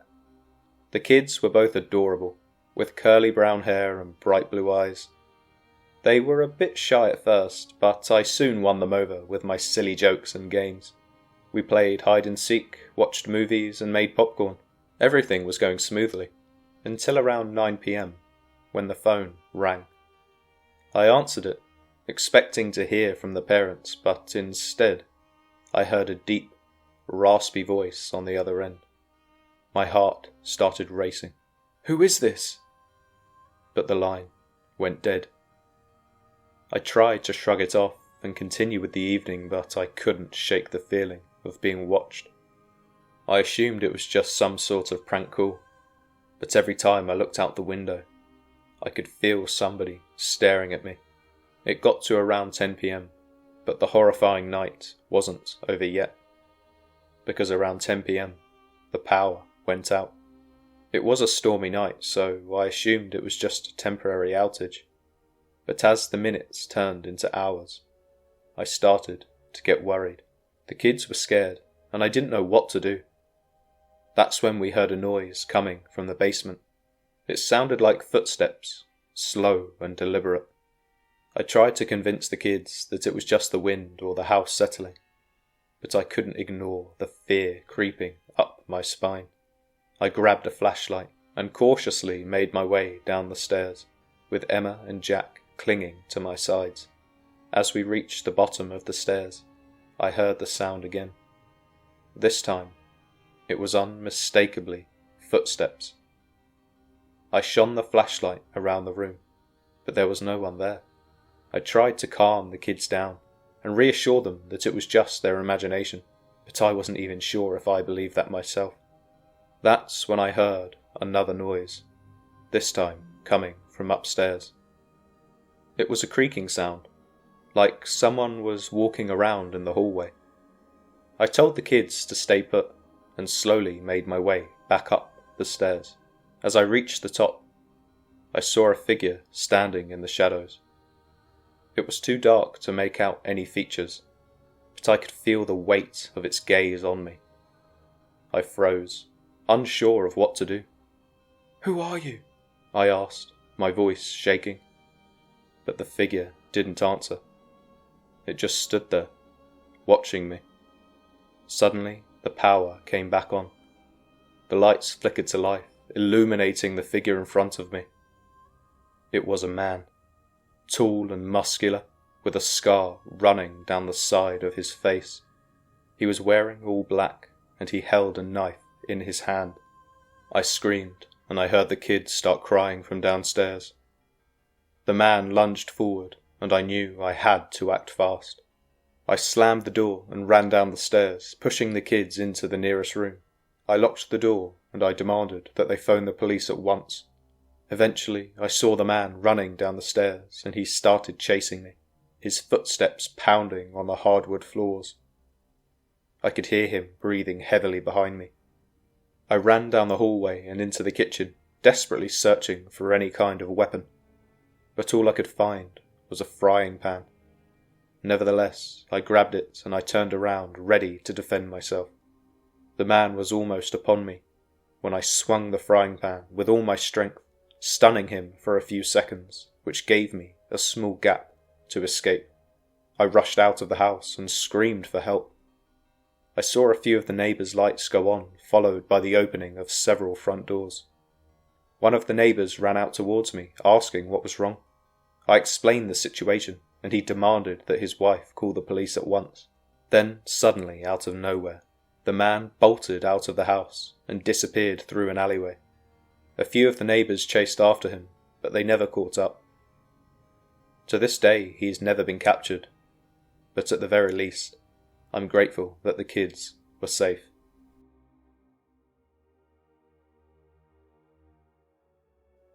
As I left the swimming pool, I felt a sense of relief wash over me. The class had been tough, and I was looking forward to going home and getting some much-needed rest. But as I started walking down the street, I noticed a man on the other side of the road. He was walking maybe a few steps behind me, keeping his distance, but I could feel his eyes were on me. I turned around and realised that he'd crossed the road, and he quickly looked away, pretending to be interested on his phone. I tried to ignore him and kept walking, but I could feel his presence behind me. I quickened my pace, hoping to lose him, but he matched my steps. I knew I was in trouble, so I looked around, hoping to see someone I knew, or maybe a police officer, but the street was deserted. The man started to walk faster, and I knew he was getting closer, and I could hear him muttering to himself. I tried to run, but my legs felt heavy, and I stumbled. He caught up with me, and I felt his hand on my shoulder. I turned around again, and this was when I saw his face for the first time. His eyes were dark, and his face was twisted in a sinister grin. He whispered in my ear, telling me that he had been watching me, and then pushed me against the wall and started to grope me. I felt sick to my stomach, and tears were streaming down my face. But then I remembered the self-defense move that my dad had taught me. I kicked this man hard in the groin, and he stumbled back in pain. I took advantage of this moment and ran as fast as I could. I could hear him chasing me, but there was no chance I was looking back. I just ran until I reached a busy street, and I saw a police car parked nearby. I ran towards it, screaming for help. The man was eventually caught, but I will forever be aware of just how lucky I was to have escaped that day.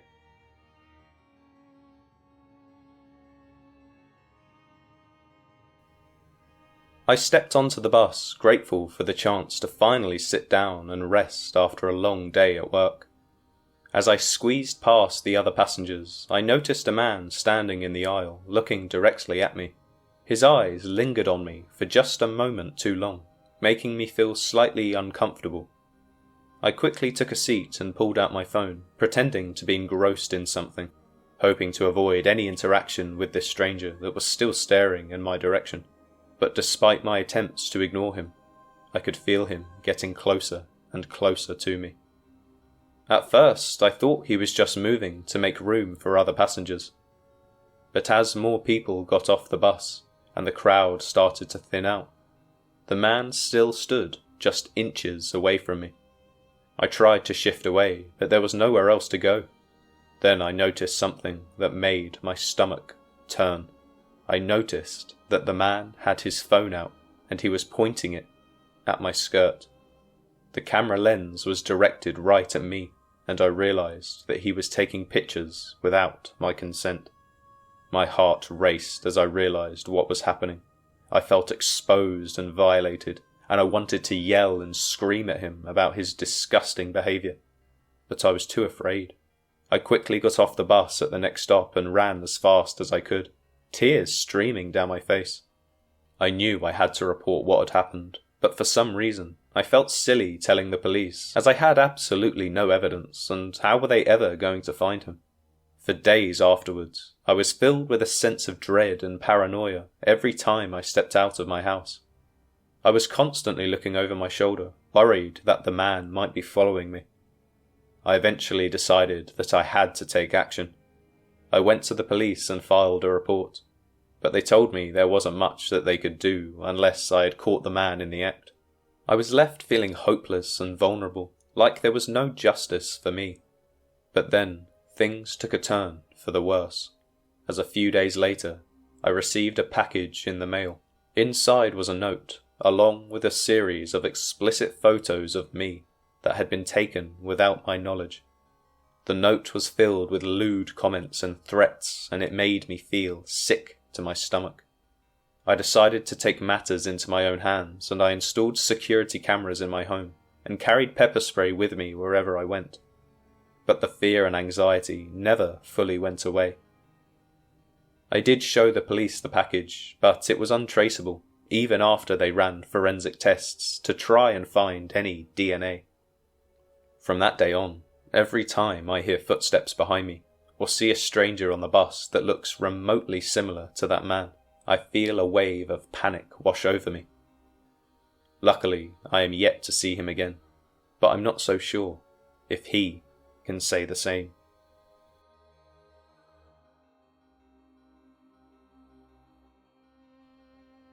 I had just moved into a new apartment complex and was excited to start my new life.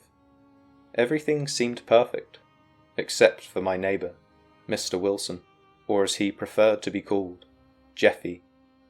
Every time I stepped into the lift, he was there, with a big smile on his face. He would always greet me with a friendly, "Good morning," or "How are you today?" At first, I was happy to have a friendly neighbour. I would chat with him on our short elevator rides and we would laugh at silly jokes. But as the days went on, he seemed to be in the lift almost every single time that I was, and it started to feel strange. He would always ask me personal questions about my life too, and it made me feel uncomfortable. So eventually I started to avoid him any way I could. But it was almost impossible. He would always be there, waiting for me. One day I mustered up the courage to confront him about this. "Why are you always in the lift when I am?" I asked with a jokey tone, trying not to make the conversation too uncomfortable. But he just smiled and said that it was a pleasant coincidence, and he was unsure why, but grateful to spend time with me nonetheless. This response made me feel extremely uneasy, but I decided to give him the benefit of the doubt, as I'm usually not one to judge. But the next day I stepped into the lift, and of course he was there again. This time we laughed about how we kept running into each other, but as the days went on, he became more and more aggressive. He would sometimes touch my arm or shoulder while we were talking, and it made me feel even more uncomfortable. But then, everything suddenly became clear one night, when I heard a strange buzzing noise coming from my bedroom. I investigated, and after a long search, I found a small camera in one of my electric sockets. It was then that I realized that Mr. Wilson had been watching me the whole time. I felt so violated and scared. I reported him to the building management and the police, but other than removing the device and investigating the footage, there was nothing they could do to prove that it was in fact my neighbour. I pleaded with them, saying that someone must be breaking in, so they advised me to change the locks, which I did. After that day, I never bumped into Mr. Wilson again. Maybe he tried to break in one night and found that the locks had changed. Or maybe the camera was just left from the previous tenant, and nobody had been monitoring the footage. But either way, I never felt comfortable in that apartment again. And as soon as my contract expired, I moved to the other side of town to be as far away as possible, but still within commuting distance for my job. To this day, I have never been as petrified as I was the day I found that camera.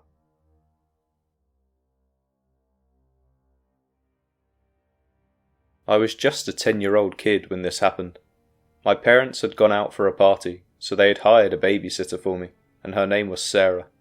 I remember she was a young girl, probably in her early 20s, and she seemed nice enough at first. But as the night wore on, things started to get weird. At around 8 p.m, Sarah suggested that we play a game of hide and seek. I agreed, and she went off to count while I hid. But as I was hiding, I heard footsteps coming towards me. I assumed it was Sarah, so I didn't say anything. But when the footsteps got closer, I realized that they were too heavy to be Sarah's. I peeked out from my hiding spot, and to my horror, I saw a tall, shadowy figure moving towards me. I panicked and ran out of the house, screaming for help. When my parents came back, they found me outside, shivering in the cold rain. I told them what had happened, but they didn't seem to believe me. They thought I was just imagining things, but I knew what I had seen that day, and I was terrified. The next time my parents went out, after my insistence, they hired a different babysitter. But to my horror, later that night, the exact same thing happened. This time, the babysitter's name was Jessica. Again, she was okay at first, but as the night wore on, she started acting strange. She kept staring at me with these cold, empty eyes, and she would occasionally mutter to herself in a language I didn't understand. At around midnight, Jessica suggested that we play a game of red light, green light outside. It was still raining, but she didn't seem to care. I didn't want to go outside, but she insisted. As we played the game, I noticed something that was lurking in the bushes. I tried to point it out to the babysitter, but she just laughed and said it was probably just a raccoon or something. But then that same shadowy figure started moving towards us, and I could see that it wasn't a raccoon. It was a man, dressed in all black, with a mask over his face. I screamed and ran back inside the house, but Jessica just stood there, watching me as I ran. But when I turned around to look at her a final time, she had vanished. Yet again, my parents didn't believe me at first, but this time I had the proof. I'd managed to take a picture of the shadowy figure with my phone, and I showed it to them. They were shocked, but they still didn't know what to make of it. Jessica didn't pick up her phone after that day, so we assumed it must have been an ex-boyfriend or something. After that, my parents never hired another babysitter again. They were too scared and felt guilty for putting me through all of that. They took turns staying home with me whenever they went out, but despite this, the strange occurrences didn't seem to stop. I would hear weird noises at night, footsteps in the hallway, and sometimes I even felt like someone was watching me. I tried to ignore it, but that feeling of unease always seemed to loom over me. Luckily, there haven't been any more sightings of this mysterious man in the last few years. At one point, my parents were concerned enough that they actually called the police, but there was apparently nothing they could do other than file a report. The image on my phone was disturbing, but they said it wasn't clear enough to make out a face or any other kind of identifying features, so unfortunately I was left to my own devices. Looking back, I do have my doubts that these occurrences were 100% real. I suppose it is possible that my memories are just playing tricks on me, but every now and then I will check out that photo, and a chill runs down my spine.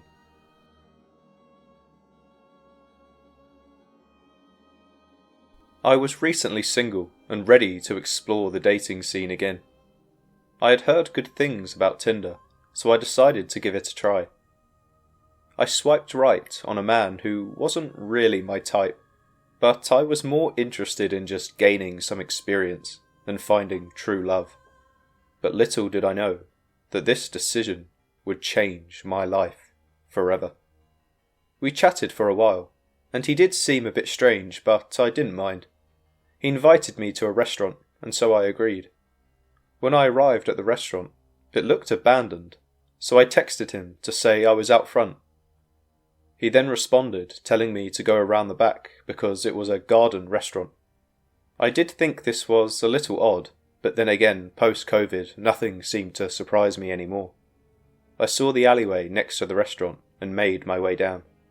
It was dark down that alleyway. I couldn't see much, but I could kind of see an exit, so I carried on walking. When suddenly, I was grabbed from behind and my eyes were covered. I tried to scream, but a hand covered my mouth. I was taken to a dark and scary place, and I had no idea where I was or who had taken me. I was thrown into a small room, and my eyes were uncovered. I saw my Tinder date standing in front of me, grinning, but he looked different. His eyes were darker, and his smile was wider than I remembered from the pictures. I realised then that I had made a grave mistake. He told me that he had been watching me for weeks, and that he was obsessed with me. He said it in a way that was almost trying to impress me. He claimed that he had planned this entire evening just to get me alone with him. I tried to escape, but he was just too strong. He told me that I was going to be his forever. I was trapped in that room for what felt like days. I was starved, cold, and terrified. He would come in occasionally to touch me inappropriately and whisper terrifying things in my ear. He told me that no one was going to save me, and that I was going to be with him forever. But I refused to give up. I knew that I had to fight back. no matter what. I mean, what else was I going to do? So when he came in to taunt me once more, I gathered all of my strength and attacked him. I must have caught him off guard, because somehow I managed to break free and run out of the room. I didn't stop running until I reached a busy street. I felt safer, but I was still traumatized. I could have never imagined that my desire for dating experience would lead me down such a terrifying path. I managed to get home safe and I called the police. But from that day on, I vowed to never use Tinder again.